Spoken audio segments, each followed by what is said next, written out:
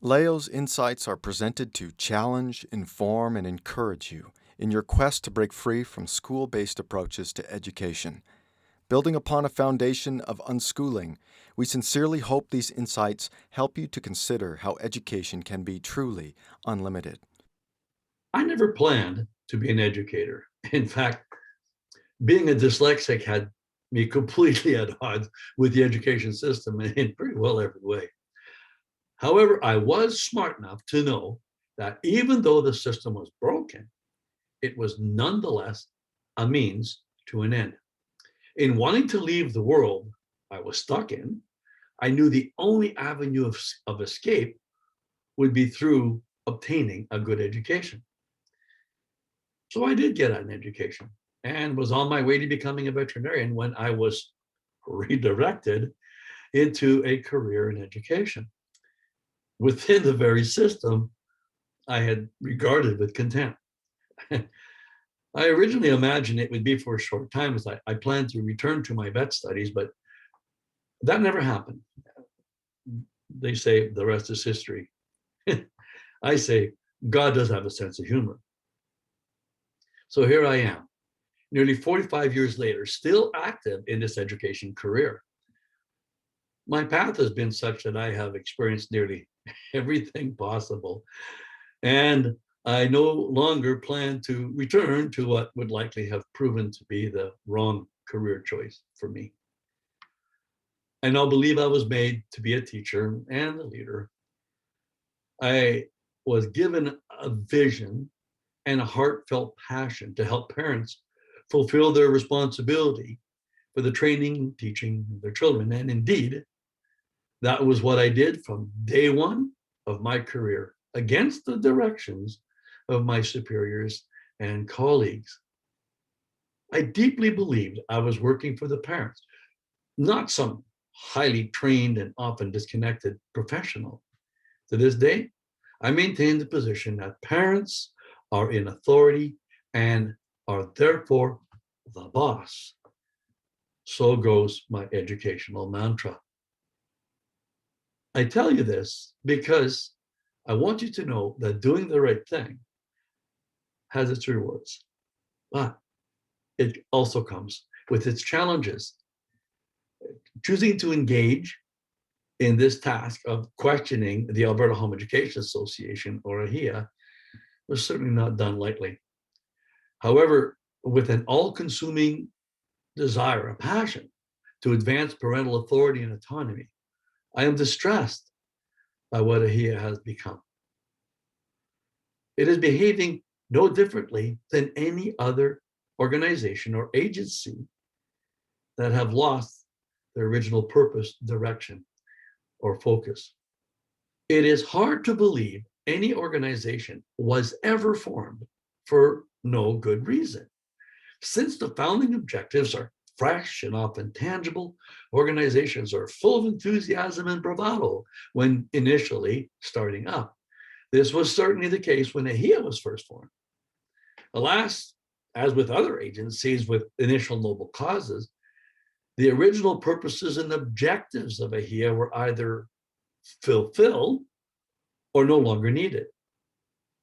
AHEA then went through many years of what could be called wilderness walking or cruise control, largely being kept from insolvency through its yearly convention.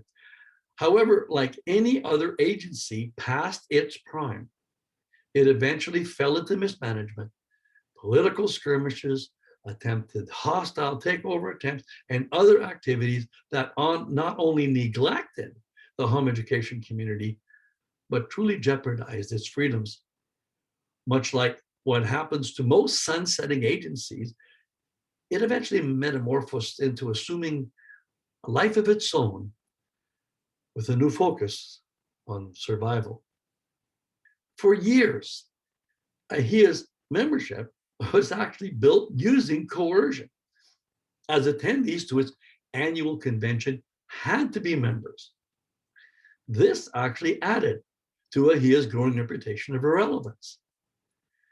Unfortunately, once an agency has descended to this level of significance, there occurs a perversion of purpose where the membership is no longer served, but is rather manipulated into serving the agency. At this stage, the membership of any organization becomes an afterthought to be considered only after the big objectives are realized.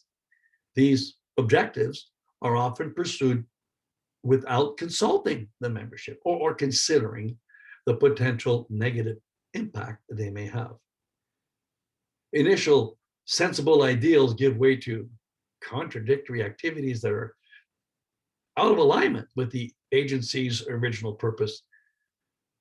And fundraising and scaring people with lies takes their place, since fearful misinformation sells memberships and brings in donations. Support is eventually claimed by invoking a majority consensus, despite the fact that truth is never established by consensus. In my time, I've seen this happen with a number of organizations. First, an organization is created by an altruistic group of volunteers with a noble vision, and it is usually successful in accomplishing its original objectives. Once they are accomplished, the organizations flounder, looking about for a renewed purpose.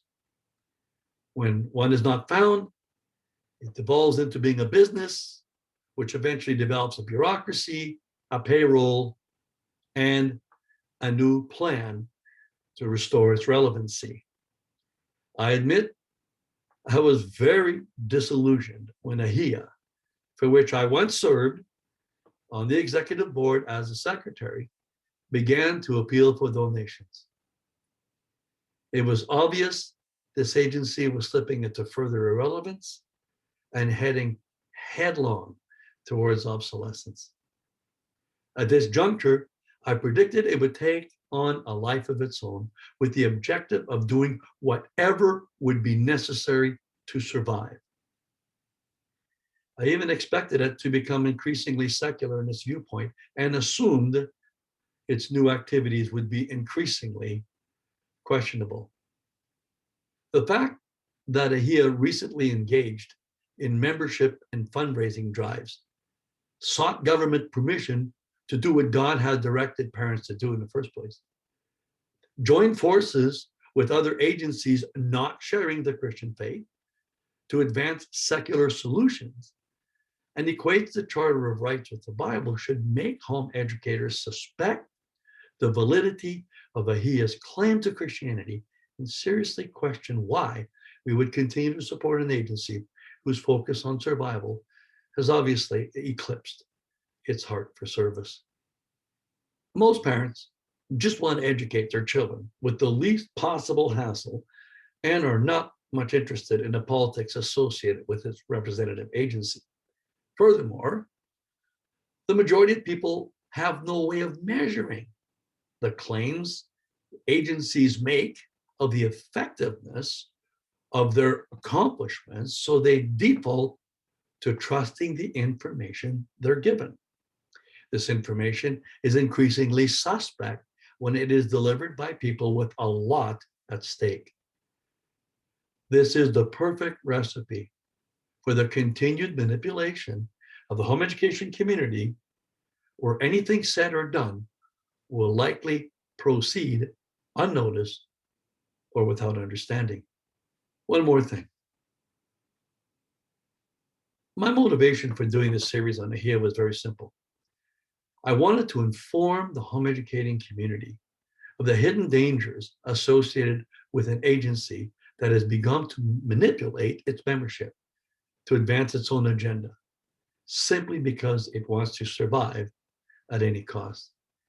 The only thing in it for me is knowing that I've done what no one else has been willing to do.